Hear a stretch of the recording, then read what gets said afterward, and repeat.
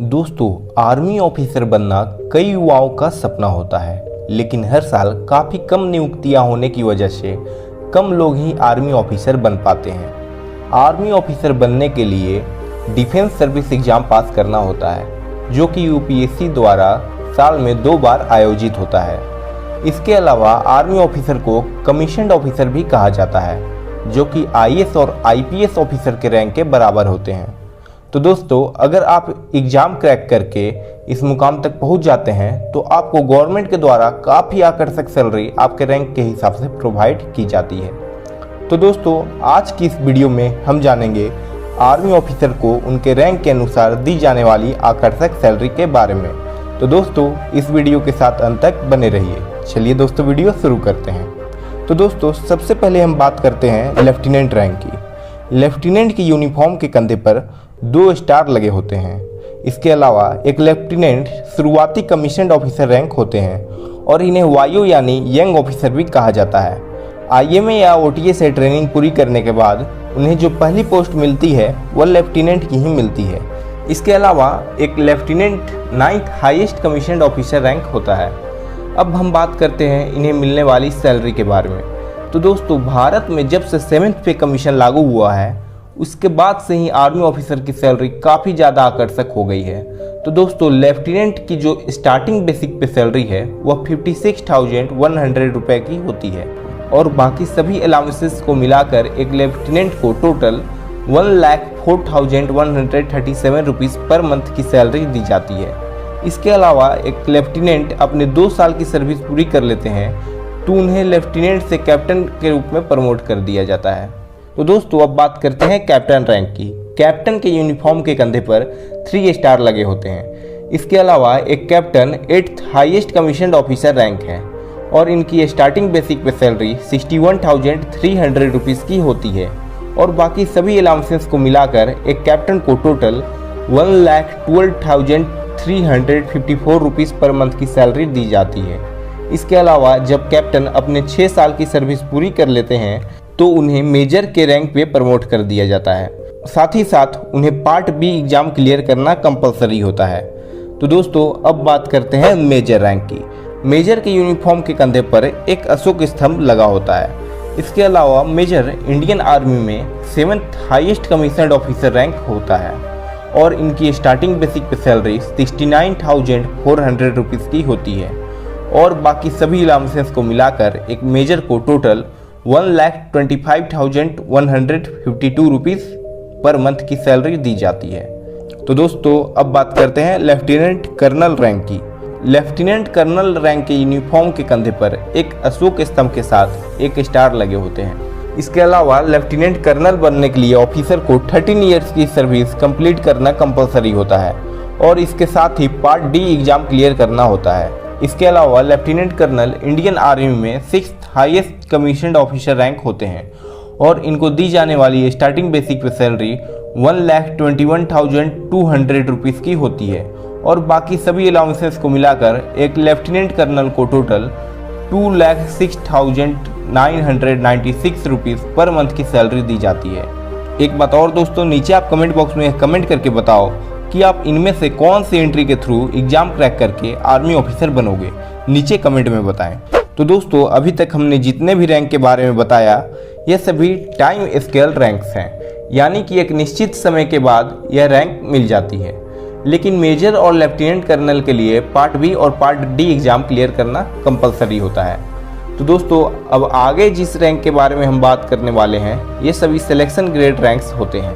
इसका मतलब यह है कि प्रमोशन के लिए ऑफिसर्स की मेरिट और एनुअल कॉन्फिडेंशियल रिपोर्ट को देखते हुए ही प्रमोशन मिलती है।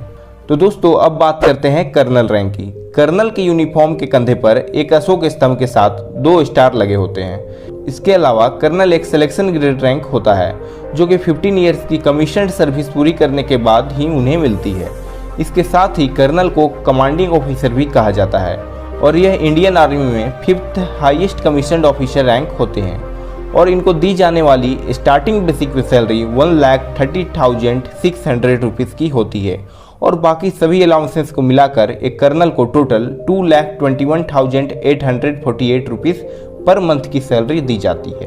तो दोस्तों अब बात करते हैं ब्रिगेडियर रैंक की। ब्रिगेडियर के कंधे पर एक अशोक स्तंभ के साथ 3 स्टार लगे होते हैं। इसके साथ ही ब्रिगेडियर 1 स्टार रैंक होता है जिसे यूनिफॉर्म के कॉलर पर लगाया जाता है।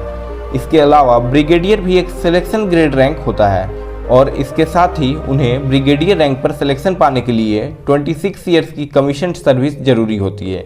और ब्रिगेडियर इंडियन आर्मी में 4th highest commissioned officer rank होता है और इनको दी जाने वाली स्टार्टिंग बेसिक पे सैलरी 1,39,600 रुपीज़ की होती है और बाकी सभी अलाउंसेस को मिलाकर एक ब्रिगेडियर को टोटल 2,36,068 रुपीज़ पर मंथ की सैलरी दी जाती है। एक बात और दोस्तों, अगर आप इस चैनल पर नए हैं तो चैनल को सब्सक्राइब करके बेल आइकन को प्रेस कर लें ऐसे ही नॉलेजेबल वीडियो सबसे पहले देखने के लिए।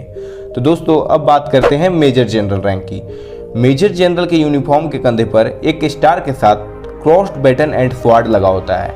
इसके साथ ही मेजर जनरल 2 स्टार रैंक होता है जिसे यूनिफॉर्म के कॉलर पर लगाया जाता है। इसके अलावा मेजर जनरल भी सिलेक्शन ग्रेड रैंक होता है और इन्हें सिलेक्शन पाने के लिए कम से कम 32 ईयर्स की कमीशन्ड सर्विस कंप्लीट करनी होती है।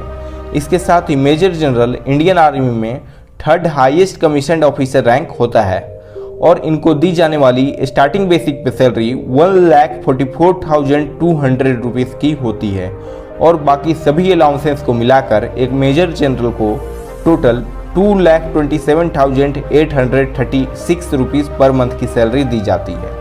एक इम्पॉर्टेंट बात और दोस्तों, मेजर जनरल से जनरल रैंक तक को MSP नहीं दी जाती है जिस वजह से उनकी अलाउंसेस में थोड़ी बहुत कमी हो जाती है। तो दोस्तों अब बात करते हैं लेफ्टिनेंट जनरल रैंक की। लेफ्टिनेंट जनरल के यूनिफॉर्म के कंधे पर एक अशोक स्तंभ के साथ क्रॉस बैटन एंड स्वॉर्ड लगा होता है। इसके साथ ही लेफ्टिनेंट जनरल 3 स्टार रैंक होता है जिसे यूनिफॉर्म के कॉलर पर लगाया जाता है। इसके अलावा लेफ्टिनेंट जनरल रैंक भी सिलेक्शन ग्रेड रैंक होता है और इन्हें इस रैंक पर सिलेक्शन पाने के लिए 36 ईयर्स की कमीशन्ड सर्विस जरूरी होती है।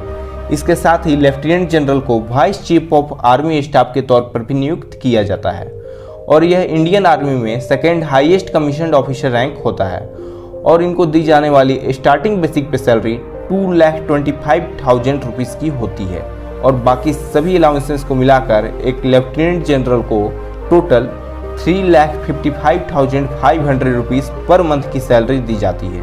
दोस्तों अब हम फाइनली बात करते हैं जनरल रैंक की। जनरल के यूनिफॉर्म के कंधे पर एक अशोक स्तंभ और एक स्टार के साथ क्रॉस्ड बैटन एंड स्वॉर्ड लगा होता है। इसके साथ ही जनरल 4 स्टार रैंक होता है जिसे यूनिफॉर्म के कॉलर पर लगाया जाता है। इसके अलावा जनरल भारतीय सेना की सबसे उच्चतम रैंक होती है और इन्हें चीफ ऑफ आर्मी स्टाफ भी कहा जाता है और इनको मिलने वाली स्टार्टिंग बेसिक पे सैलरी 2,50,000 की होती है और बाकी सभी अलाउंसेस को मिलाकर एक जनरल को टोटल 3,95,000 रुपीज़ पर मंथ की सैलरी दी जाती है। इन सभी रैंक्स के अलावा इंडियन आर्मी में एक और रैंक होती है जिसे फील्ड मार्शल रैंक कहते हैं। यह रैंक किसी को सम्मान की दृष्टि से दी जाती है। हालांकि यह रैंक गिने चुने लोग को ही दी जाती है। अभी तक यह रैंक सिर्फ 2 लोगों को ही मिली है जिसमें कि एक है फील्ड मार्शल KM करियप्पा और फील्ड मार्शल सैम मानेकशॉ। हालांकि अब यह रैंक किसी को नहीं दी जाती।